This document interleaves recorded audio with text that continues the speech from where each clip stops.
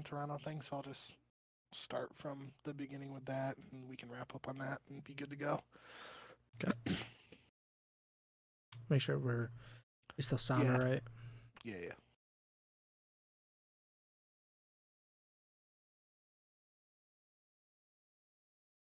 You sound all right on Twitch. YouTube isn't updated for me. There it is. I have it muted. Talk again. Yep.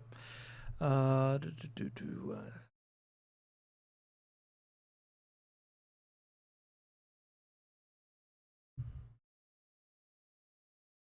gonna be cutting off a chunk of this recording.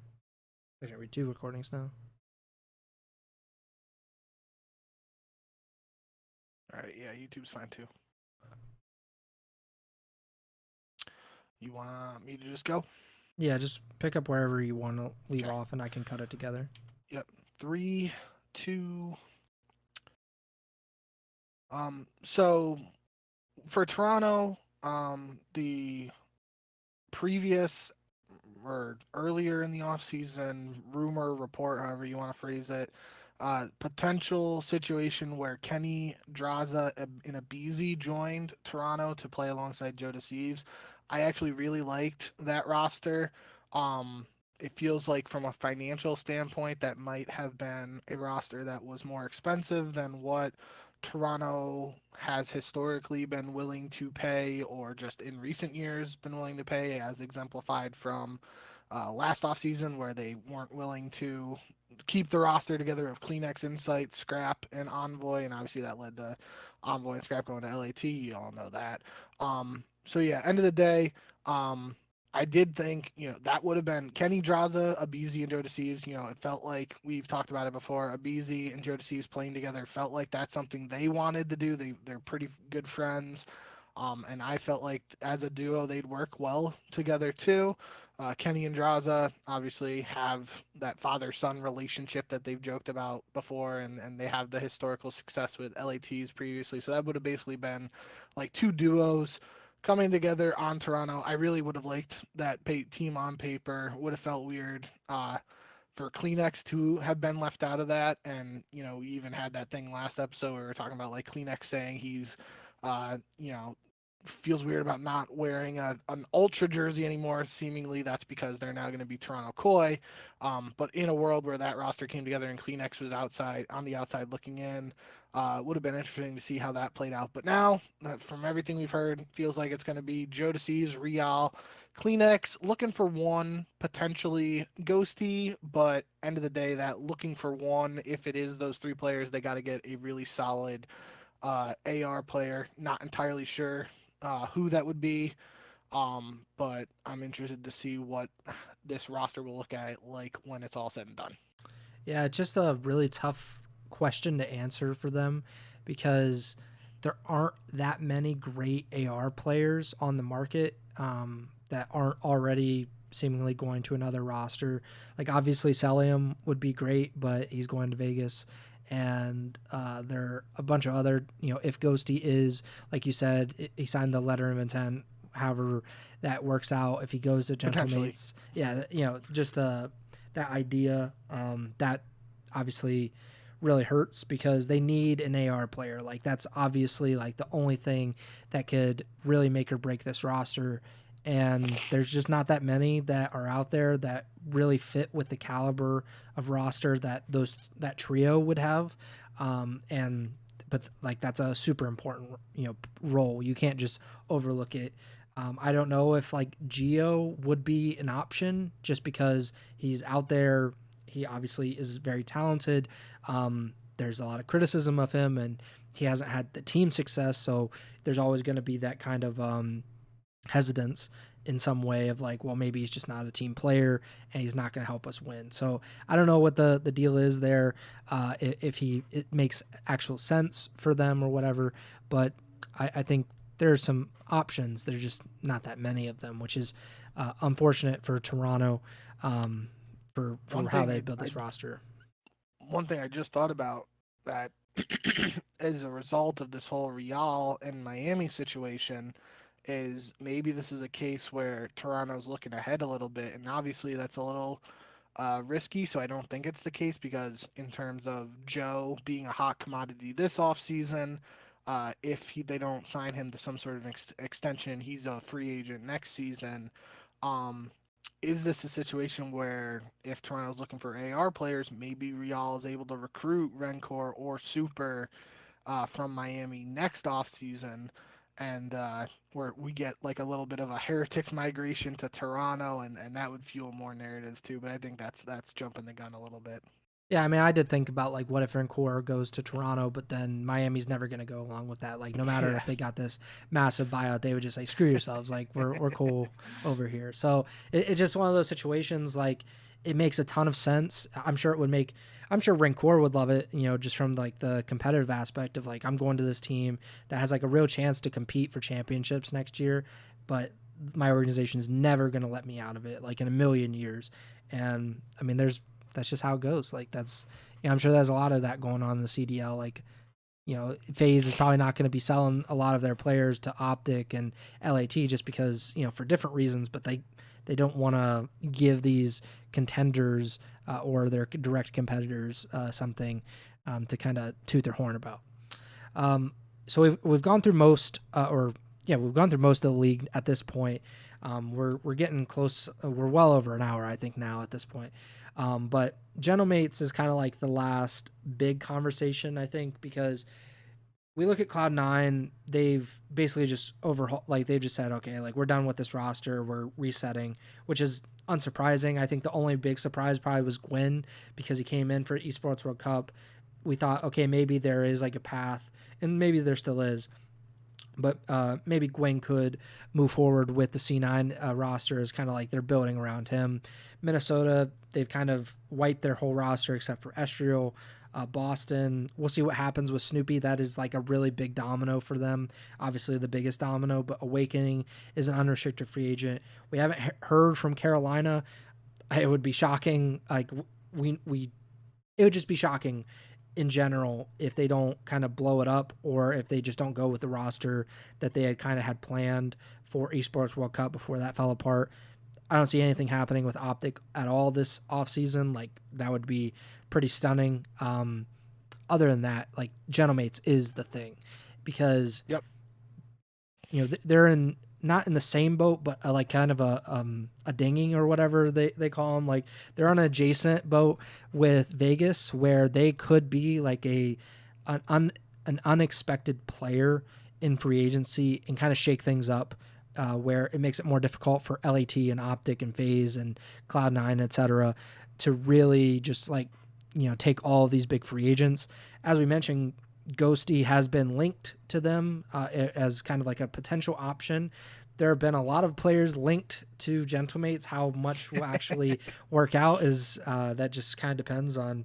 I have no idea what it depends on, but it depends on something.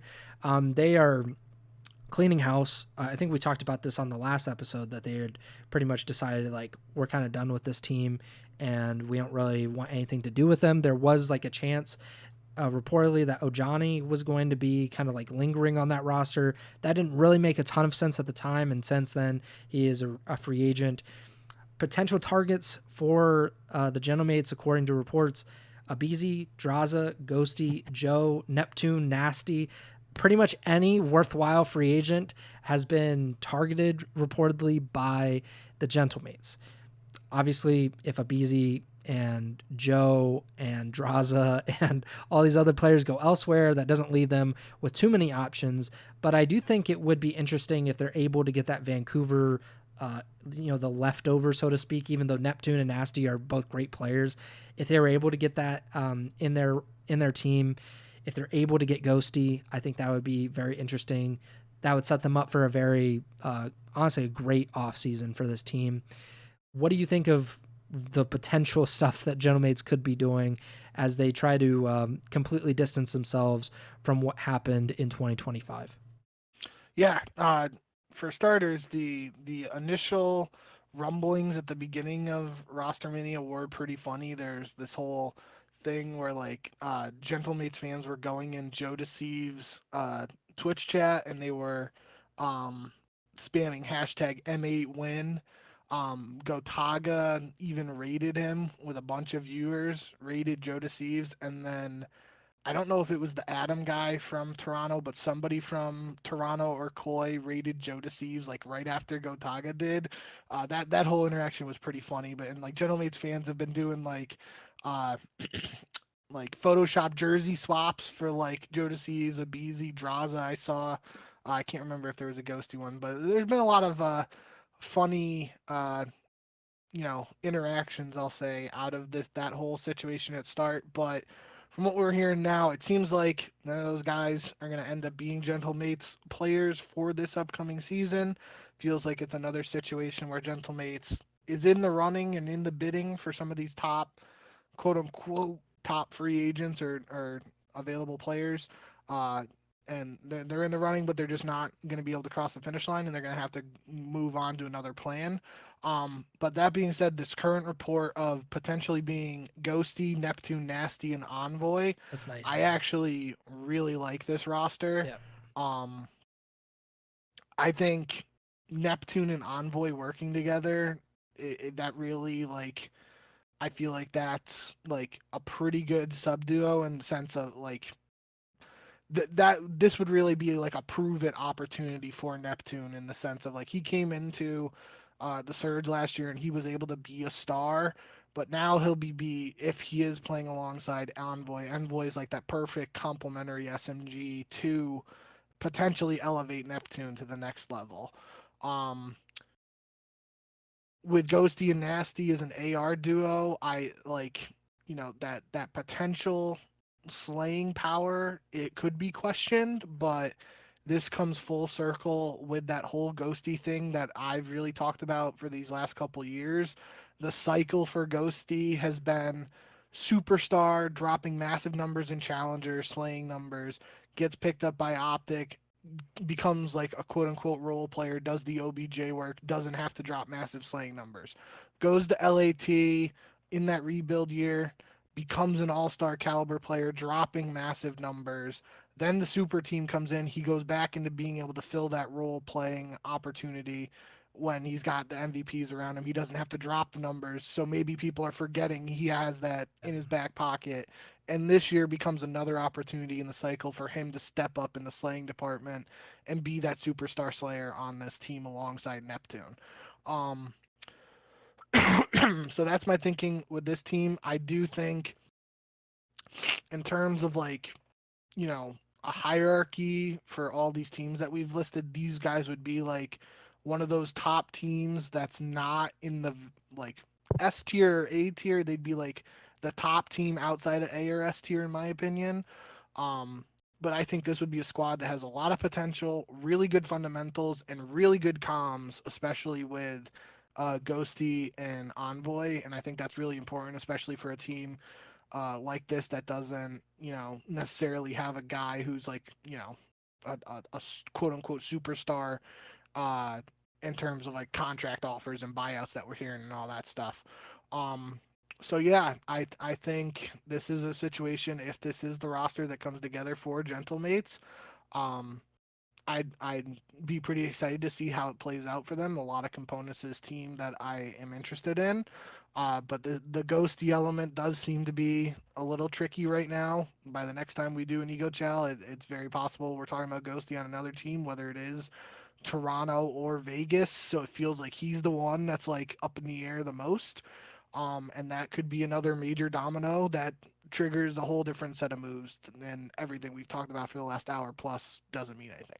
Yeah, if it falls apart with Ghosty for Gentlemates, I think like the whole roster kind of falls apart. Like it can still be a good roster. I don't want to mistake that, but like he takes it from like you guys might you're like 6th, like 7th maybe in the league like throughout the year, like maybe a little higher at certain points, a little lower at certain points, but like decidedly middle of the pack.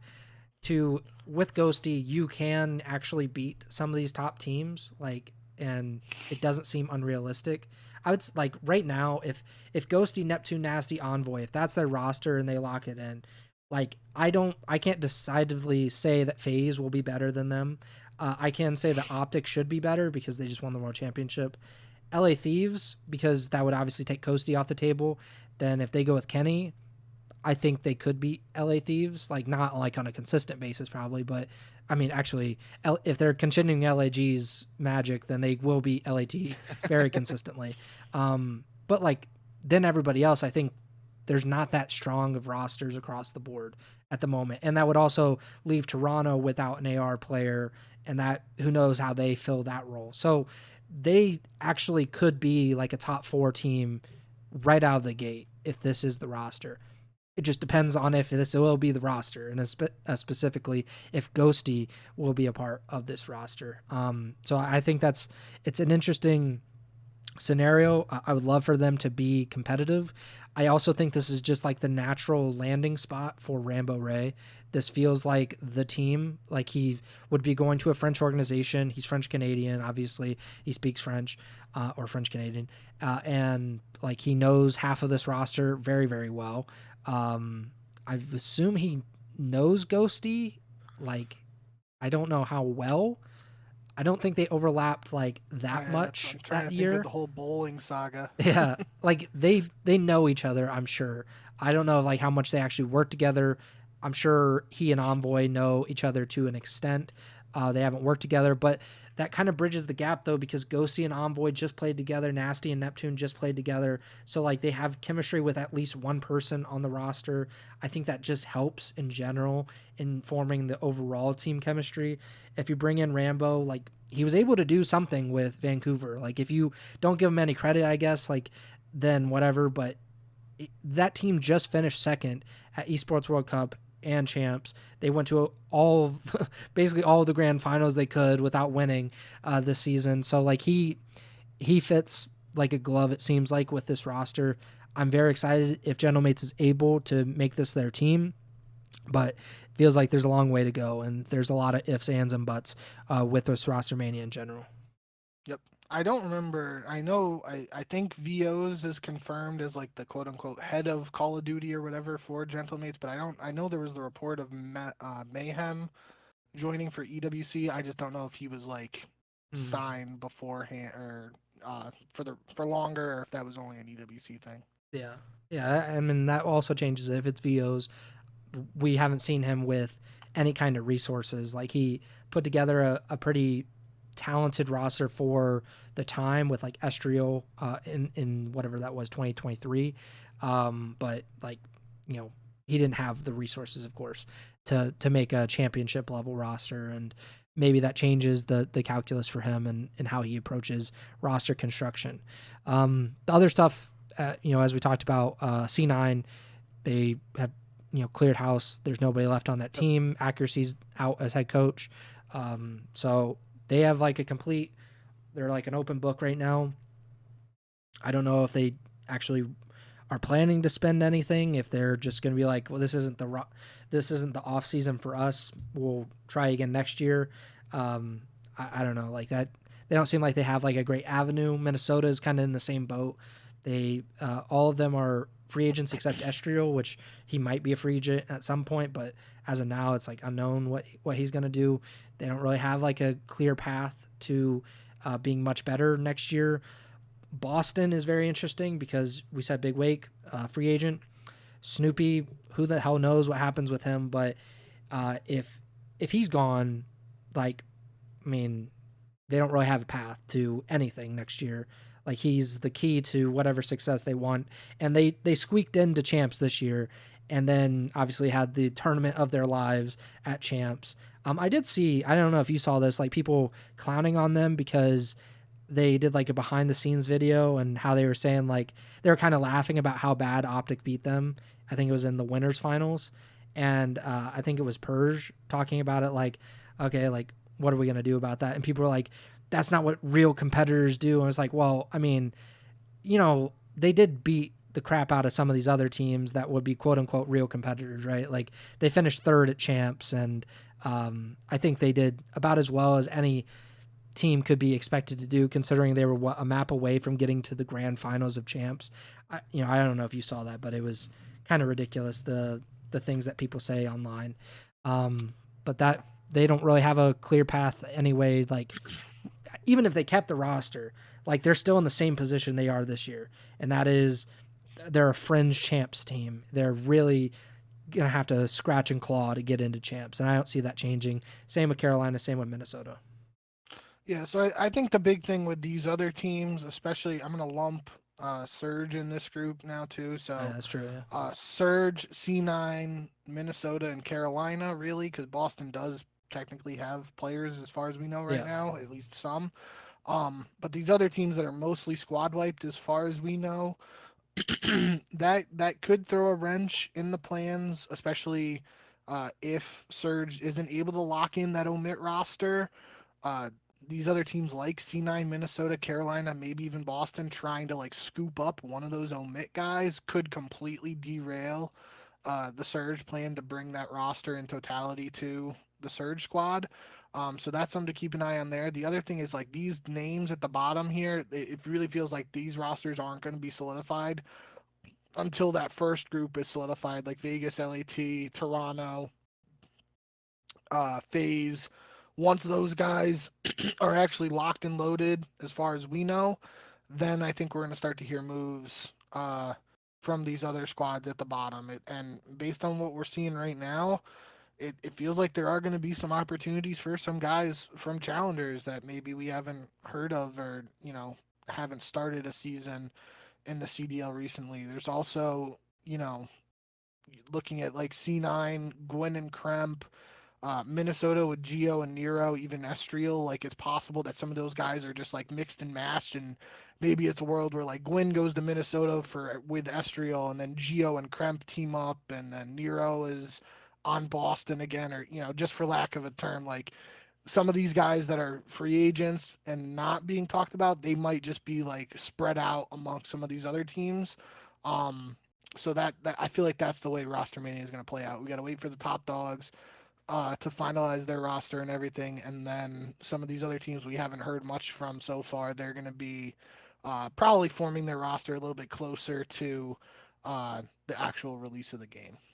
Actually, like if we're being honest, it's Vegas. Vegas starts it because it depends on how much they want to spend. If they're willing to spend anything, I don't know, like they could get most anyone except Optic probably, and that means like they set the market and they kind of set their roster, and then every other roster has to kind of be based off of that, and like who's not available anymore. Yeah, so I think Vegas goes one, and then LAT FaZe probably go two, and then it kind of trickles down like Gentlemates, Toronto, et cetera, and then you get down to like the very bottom, like you said, like Boston and Carolina, and these teams that just don't have the money or like the desire to spend the money in like a big way, and or there's just not enough players like to really fill out the roster the way that they would want. But yeah, I mean that it opens like someone. I one last thing, and I think we should get out of here. But Kismet just like not being kind of like involved in some of these talks seemed kind of crazy. I just like he's too good of a player to like be completely ignored. But I mean, I would have been like cool with Kiz going to FaZe, to be honest. Like Kiz and Simp being together would be a really interesting SMG duo. Even him going to LAT and teaming back up with Hydra instead of Abizi would be interesting in my opinion. But he'll probably end up in like Cloud9 or something like that. I mean, you can even make a case of Kismet on Vegas alongside Pred. I think I mentioned that on one of the last podcasts. Like, that's a pretty lethal SMG duo, too. But that would obviously require Vegas to, like, be willing to move on from Xnet. And they don't have to get rid of him. Like, they can... I mean, with the amount of money they're investing, I wouldn't be opposed to them doing an NA Challengers team where it's like XNID and 3 NA players competing challengers, and they got XNID on the bench, and then they're able to have a full squad and at the top level, and XNID still on the team, still representing Saudi Arabia, just in challengers and continuing to try to improve as a player. Yeah, we'll see what happens. It's obviously everything's fluid here. Like the only solid one is Optic. It seems like they're Like it just doesn't seem possible that they would make a roster change now. Um, Yeah. but that's about it. Like every other team is kind of up for sale or changing in some way, and we'll see probably over the next month or two how those things kind of shake themselves out. Yep. I think we're about hour and a half now. We had that technical difficulty in the middle, so I'm not exactly sure. But we've been doing this a long time. We hope that you enjoyed the show. Please like, subscribe, and follow the podcast feed wherever you're listening or watching on. We're on Apple Podcasts, Spotify, Amazon Music, YouTube. Please subscribe to the YouTube channel. We're at more than 250 subscribers there. I know the shows have not been regular at all. I don't know, like the summer is like super hectic for me, or like the end of the summer is super hectic for me. So it just makes it very difficult to do the shows. But the end of summer is actually coming soon, and I will be on like more regular schedule. So that kind of helps it. If we get more information, then we can kind of keep doing these podcasts and keep talking about the rosters as they get confirmed, or we learn more reports or rumors or whatever. So keep an eye out. Follow us on Twitter at jbink with 2Ks, at Preston Byers, and the podcasters at Ego Chall Podcast. Again, not sure exactly when the next show will be. Hopefully sooner than this one was. So, that's a low bar to keep, but we'll try to be back within the next week or two to talk about whatever it is that happened in the Call of Duty esports space. But that does it for me. Bink, take it away. Yep. Thank you guys, as always, for all the support. Like Preston said, schedule is a little fluky right now, but we'll be here whenever there's stuff to talk about as soon as we can. So stick with us. Hope you enjoy. This RosterMania is already off to a pretty wild start, and like we said at the top of the show, like everything we've talked about basically today is just reports and rumors. Nothing's even official yet. So really, all this could change, and we could have even more to talk about in the weeks and months to come. So exciting time period for competitive COD fans and all that. And yeah, just hope you stick with us on this journey. Uh, if you got anything that you want us to talk about in particular in terms of roster mini and stuff, leave it in the comments on YouTube, and we can bring some of that stuff up in one of the future episodes as we're breaking down everything that's added on between episodes. But yeah, until next time, take care and remember to send the chow.